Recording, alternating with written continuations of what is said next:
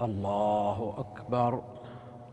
دوای ساڵێک لە دەستگیرکردنی ڕۆژی سێشەمە یەکەمین دادگایی سەلمان عۆدا بانگخوازی دیاری سعودی لە ریاضی پایتەخت بەڕێوەچوو. هەژماری معتەقەلی ئەڕەئی لە تۆڕی کۆمەڵایەتی تویتەر کە تایبەتە بەو زانا و کەسایەتیانی لەسەر بیرروبۆچوونەکانیان حکوومەتی سعودیە دەستگیری کردوون بڵاوی کردوێتەوە. لە پرۆسی دادگایەکەدا داواکاری گشتی سعودیە بە تۆمەتی تیرۆر داوای سزای لە سێدارەدانی بۆ عۆدە کردووە. معتەقیلی ئەڕەئی ئەوەشی بڵاو کردوێتەوە داواکاری گشتی سعودیە 37 تۆمەتی جۆرا و جۆری ئاڕاستەی سەلمان عۆدە کردووە. تۆمەتی تیرۆر، بڵاوکردنەوەی فکری نامۆ، یارمەتی قەتەر، هاوکاری ئیخوان موسلیمین و پلاندانان دژی حکوومەت لەو تۆمەتانن کە داواکاری گشتی سعودیە داوای لە سێدارەدانی عۆدەی لەسەر دەکات. من يومها أدركت أن الطريق إلى الله أعظم من تلك الأرقام. يأتي اسمك مجلجلا على لای خۆیەوە عەبدوڵڵا عۆدا کوڕی سەلمان عۆدا لە هەژماری تایبەتی خۆی لە تۆڕی کۆمەڵایەتی تویتەر لەسەر تەندروستی باوکی تویتێکی کردووە و نووسیوێتی تەندروستی باوکم جێگیر نییە و نەخۆشی بەرزی فشاری خوێنی لەگەڵا.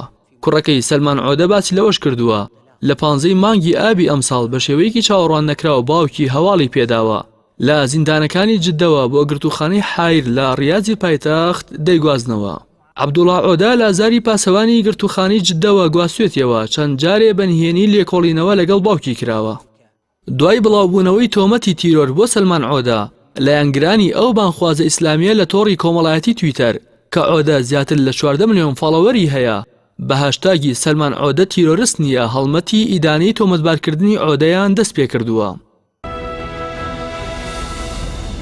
دەستگیرکردنی سەلمان عۆدەی 61 ساڵ لە مانگی ئەیلولی 2007 لەگەڵ 9 زانای تری سعودی لە کاتێکدا بوو محەممەد سەلمان شازادەی جێنشینی سعودیە هەڵمەتێکی چاکسازی سیاسی و ئابووری ڕاگەیاند و بەڵێنیدا ڕەوشی مافی مرۆڤ و خزمەتگوزاریەکان بەرەو پێشەوە ببات.